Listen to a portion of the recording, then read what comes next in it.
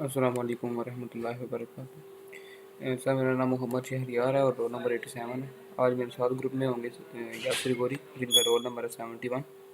और हमारा आज का टॉपिक है इंफॉर्मेशन सिक्योरिटी मेंटेनेंस। उससे पहले हम जान लेते हैं कि ये ज़रूरी क्यों है डेली बेसिस पे। तो ये इसलिए ज़रूरी होती है डेली बेसिस पे कि अगर आप एक ऑर्गेनाइजेशन रन कर रहे हैं तो उसको ज़रूरी नहीं है कि अगर आप उसके एक थ्रेट को कुछ लिस्ट ऑफ थ्रेट्स को जो आप अंडर एस्टिमेट कर लेते हैं, टैकल कर लेते हैं और कहते हैं कि अब हमें कुछ ज़रूरत नहीं है कि हम सुकून से बैठ जाएं। अब ऐसा बिल्कुल नहीं होता, क्योंकि कोई भी ऑर्गेनाइजेशन, बिजनेस, वेबसाइट, कोई भी डाटा कम्युनिकेशन वाली है, जैसे कि आजकल इंफॉर्मेशन शेयरिंग का ज़माना है, तो चलती हैं। और उसके लिए ज़रूरी होता है कि आप रोज़ नए थ्रेट आते हैं, रोज़ नए यूज़र्स आते हैं, आपके डाटा को नए तरीके से असेस करने की कोशिश करेंगे। ठीक है, तो वो इसके लिए जो है ना डेली बेसिस पे ज़रूरी होता है कि हम जो है वो अपनी इंफॉर्मेशन सिक्योरिटी की जो मेंटेनेंस है वो बेहतर करते रहें साथ साथ। तो आगे आता है कोई अच्छा सा जैसे कि कोई ऐसा मॉडल उसको सजेस्ट करना, जैसे बताना कि ये जो है ना इस तरह के ये स्टेप्स अगर तुम देख लेते हो अपनी ऑर्गेनाइजेशन के अंदर कि ये ठीक रहें, तो फिर तुम्हें जो है वो अगर कोई मसला आ जाता है तो तुम इन स्टेप्स के ज़रिए होते हुए सबको टैकल करते आ सकते हो। तो उसके बाद आता है कि आइडेंटिफाइंग की factors involve in the monitoring of external and internal environment. इसके लिए हमें जो है ना वो ज़रूरी नहीं है कि हम सिर्फ जो हमारी ट्रैफिक अंदर आ रही है वो इंफॉर्मेशन के लिए है, डाटा के लिए, तो हम सिर्फ उसको ही देखें, नहीं। इसके अंदर बहुत सारे फैक्टर्स आते हैं, जिसके अंदर जैसे कि आपकी जो फिज़िकल बिल्डिंग है आपके जो डाटा सेंटर की या फिर ऑर्गेनाइजेशन की, वो बहुत ज़्यादा इंपॉर्टेंस रखती है कि उसके अंदर किस तरह के वर्कर्स हैं और वो किस तरह आके वो उधर काम कर रहे हैं। तो उन सब की सिक्योरिटी और उनकी मैनिपुलेशन रोकने के लिए कि वो डाटा को नुकसान न पहुंचे, उसके लिए भी स्टेप्स लेने पड़ते हैं। फिर आता है कि understand how planning and risk assessment tie into information security maintenance. देखें, कोई भी ऑर्गेनाइजेशन हो उसके लिए ज़रूरी नहीं कि हम बैठे बैठाए कुछ मसला मसला आ गए तो हम जैसे घर में आते हैं कुछ, चलो ठीक है हल कर लेंगे, कोई बंदे सोच के बैठ के प्लान कर लें। लेकिन जो बड़ी ऑर्गेनाइजेशन होती हैं उसके अंदर इस तरह नहीं होता है, क्योंकि उनका जो डाटा होता है उनको डेली बेसिस पे इंफॉर्मेशन रिट्रीव हो रही होती है, वो आ रही होती है, जा रही होती है। तो उसके लिए ज़रूरी होता है कि जो उसके डेली बेसिस पे जो है ना उसकी मेंटेनेंस की जाए। तो अगर उसका कोई थ्रेट आ जाता है तो उस बंदे को, इंसान को पता होना चाहिए कि वो उसका उसका प्लान क्या है उसको टैकल करने के लिए। अगर अगर वो ना भी हो तो उसका, अगर इसका रिस्क क्या हो सकता है, रिस्क असेसमेंट बहुत ज़रूरी है। हमेशा वो बिज़नेस कोई भी हो उसकी आप अगर देख रहे हैं कि मुझे इतना फ़ायदा देगी, साथ ही माइंड में भी रखना चाहिए कि अगर ये ना हुआ तो मुझे किस हद तक नुकसान हो सकता है। Vulnerability assessment and रेमोडेशन।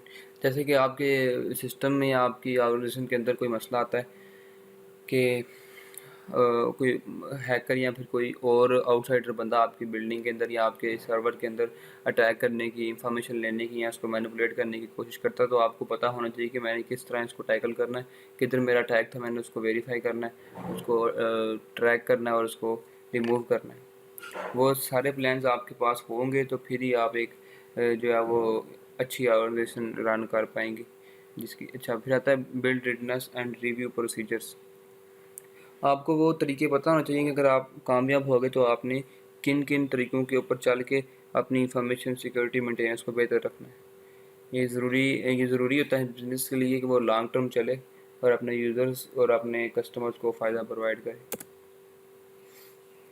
Organization should avoid overconfidence after implementation of improved security profile.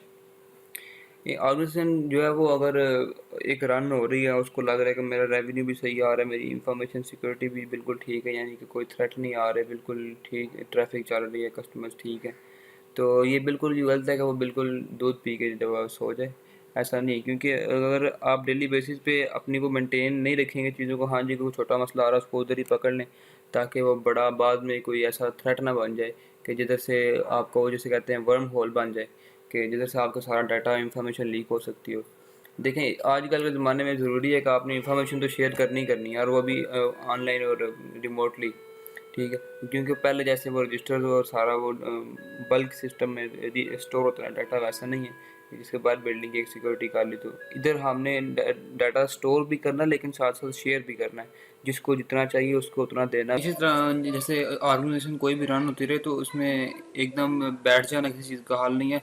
लगातार इम्प्रोवाइजेशन ही न्यू टेक्नोलॉजीज का वो जरिया बनती है, और होना भी ऐसा ही चाहिए, क्योंकि अगर आपने एक दफ़ा बिजनेस बना लिया, मे बी उसके 2 साल बाद या मे बी उसके 2 दिन बाद ही उसमें कोई ऐसी इनोवेशन आ रही है जिसके बाद आपको उसके अंदर बहुत सारी चेंजेस करनी पड़ जाए। इसलिए अप टू डेट रहना और रेगुलरली मेंटेनेंस बहुत ज़रूरी होती है। और कुछ चेंजेस आ सकते हैं जिनको हमें मद्देनजर रखना चाहिए, जैसे कि न्यू एसेट अराइव आ गए, जैसे कि कोई नया जो है वो उसके अंदर डाटा रिट्रीव करने की या एक्सट्रैक्ट करने की जो नई एसेट्स वगैरह आ गए हैं। ठीक, तो कुछ ज़्यादा नए खतरे आ रहे हैं, नए न्यू वर्नरेबिलिटीज़ इमर्ज। कुछ जो आपकी ऑर्गेनाइजेशन है या उसकी साख या उसकी इंफॉर्मेशन को जो है वो ज़्यादा जो उसका कोई कंपेनियन आ गया है। बिजनेस प्रायोरिटी शिफ्ट, यानी कि आपकी जो है वो बिजनेस की प्रायोरिटीज़ की आप पहले सिर्फ मार्केटिंग के ऊपर कर रहे थे फोकस, या फर्ज करें आप कस्टमर सेटिस्फेक्शन के ऊपर अप्रोच कर रहे थे, या आप सिर्फ प्राइस और बेनिफिट प्रॉफिट की तरफ कर रहे थे। तो इस तरह लगातार चीज़ों को मैनेज करते रहना पड़ता है। तो इसी तरह if program does not adjust may be necessary to begin a cycle again. तो अच्छा, इसी तरह अगर एक प्रोग्राम नहीं चलता या उसके जो आपने प्लानिंग की होती है वो नहीं हो रही होती, तो उसका सिंपल हल ये है कि आप उसको जो है वो दोबारा साइकिल लाएँ, और more expensive to reengineer your information security profile again and again. ये काफ़ी मुश्किल होता है कि अगर आप दोबारा जो है वो इसी प्रोफाइल को again and again reengineer कर रहे हो तो। अच्छा, आगे हमारी management model must be adopted to manage and operate ongoing security programmes. इसके लिए हम जो यूज़ करते हैं उन्हें कहते हैं मॉडल्स। मॉडल्स बेसिकली वो एक स्ट्रक्चर बना कर देते हैं हम उन्हें, कि आपकी ये जो स्टेप्स हैं आपने इस लेवल के ऊपर इस चीज़ के ऊपर फोकस करना है, और ये आपकी एक्टिविटीज़ आपके मॉनिटर के अंदर होनी चाहिए। तो जिसके बाद इन सब को फॉलो करने के बाद अगर आपके पहले तो आपकी सिक्योरिटी बहुत अच्छी हो जाएगी, अगर नहीं भी होती तो हम आपको उनका तरीका लाजमी बता देंगे कि किस लेवल में क्या गलती आई हुई है। अच्छा, इसके लिए हम यूज़ करते हैं ISO, जो कि इंटरनेशनल ये 5 लेयर अप्रोच यूज़ करता है, जिसमें मुख्तलिफ स्टेप्स होते हैं कि जिसमें वो फॉल्ट एरर मैनेजमेंट आ जाता है, configuration management, accounting, security and performance management. तो ये काफ़ी अच्छा रहता है, क्योंकि इसमें इसमें स्टेप बाय स्टेप जो है आपको लेवल्स लेयर्स की जो है ना आपको बता दी जाती हैं कि आपने किस लेवल के ऊपर क्या काम करना है और कैसे करना है।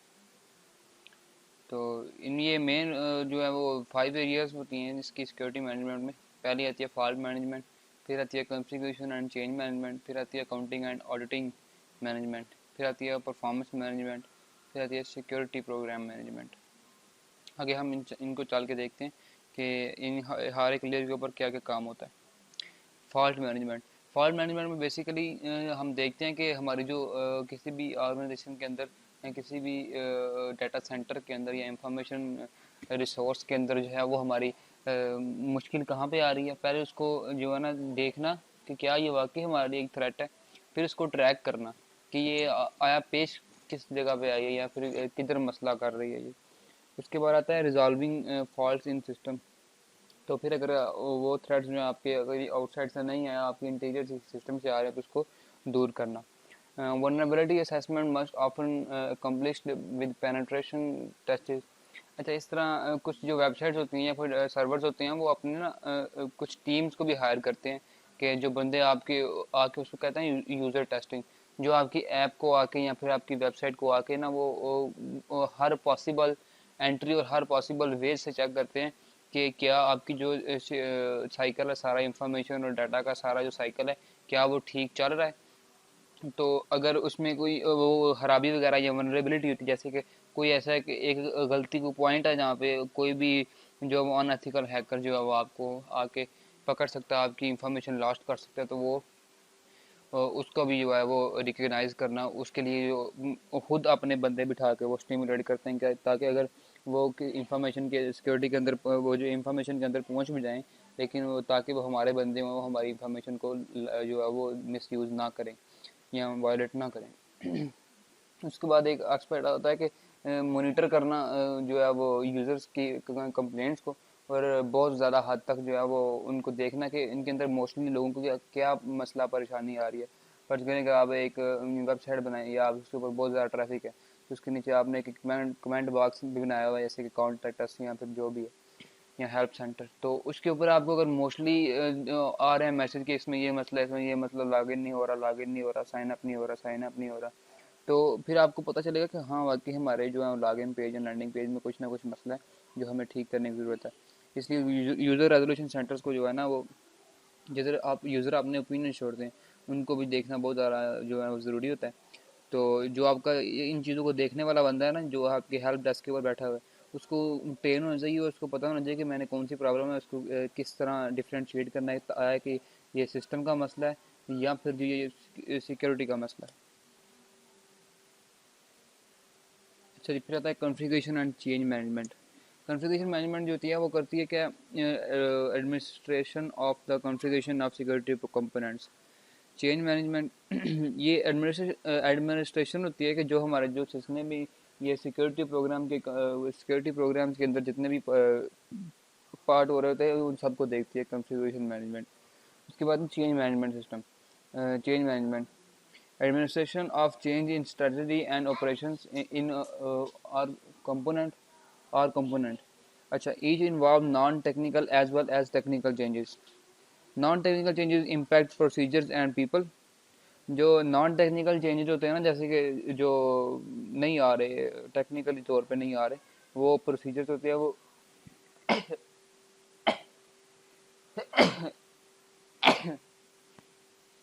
वो आपके लोगों को मुतासर करते हैं। Technical changes impact the technology implemented to support security efforts in the hardware software and data components.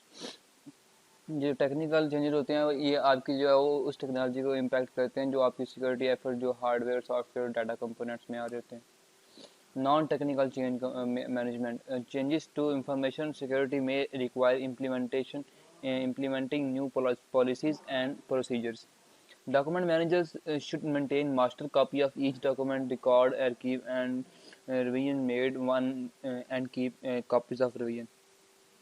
ये जो जरा आपका डॉक्यूमेंट मैनेजर होगा ना, वो उसको आपकी हर चीज़ का डॉक्यूमेंट जो है ना वो एक सेव रहना चाहिए। और दूसरी बात ये कि बहुत सारे बंदे सेव तो रखते हैं आजकल के ज़माने में, लेकिन सेव रखने के बाद भी सेव का बैकअप नहीं होता हमारे पास।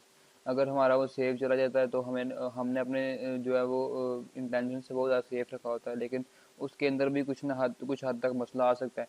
इसलिए जो प्रोफेशनल होते हैं और जो बंदे रिकमेंड करते हैं, आईटी वाले बंदे, वो यही करते हैं कि आप जो है वो बैकअप के ऊपर भी बैकअप रखें, यानी कि you should have at least 3 backups of single file जो आपकी इंपॉर्टेंट है आपके लिए। तो policies revision not implemented and enforceable until they have been disseminated, read, understood and agreed. जो पॉलिसीज बनती हैं कंपनी की या इंफॉर्मेशन की, वो उस वक्त तक इम्प्लीमेंट या आपको लाइव नहीं करनी जब तक कि वो सही तरह अंडरस्टूड, रीड, और कंपनी के जो है वो सारे जो मेन बंदे हैं जो उसको रन कर रहे हैं या ऑर्गेनाइजेशन जिसको रन कर रहे हैं, वो उन सब से पास हो के वो सबको रीड नहीं कर लेते, उस वक्त तक पब्लिश नहीं होने चाहिए। ये पॉलिसी रिवीजन होती हैं। Software available to make creation, modification, dissemination, and agreed documentation and more manageable। Software और ऐसे अवेलेबल हैं जो क्रिएशन करते हैं, मॉडिफिकेशन भी करते हैं और एग्रीड भी करते हैं, document policies and more management. Technical configuration and change terms associated with management of technical configuration and change। configuration item version यानी build 4 steps associated configuration management के 4 steps होते हैं। configuration identification, configuration control, configuration status accounting and configuration audit। accounting and auditing management chargeback accounting management accounting enables organizations to internally change for system use। ये जो होते हैं accounting जो होती है करती है, वो ऑर्गेनाइजेशन को इस काबिल बनाती है कि वो जो है ना वो चार्ज कर सकें खुद अपने जो सिस्टम के ये यूज़ के लिए। तो जो कुछ होते हैं जो रिसोर्सेज होते हैं वो कॉमनली अट्रैक्ट होते हैं, और ये असल में ऑडिटिंग एक प्रोसेस होता है जिससे आप सिस्टम को रिव्यू करते हैं, उसकी परफॉर्मेंस को नहीं, लेकिन जो उसके जो मिस यूज हो सकता है या फिर उसको किस तरह जो नुकसान पहुंचाया जा सकता है। तो इसके लिए कुछ ऑटोमेटिक टूल्स होते हैं, लेकिन आप खुद भी कर सकते हैं। Performance management Important to monitor performance of security systems and underlying IT infrastructure to determine if they are working effectively.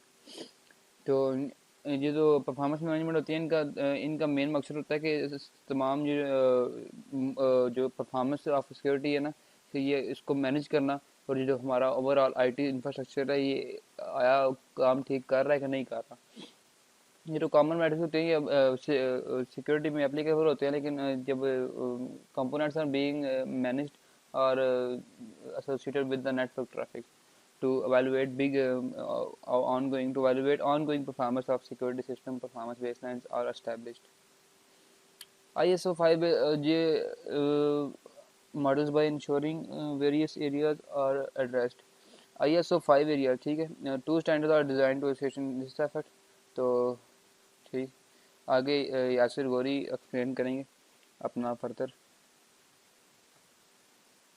That's all, अल्लाह हाफिज़।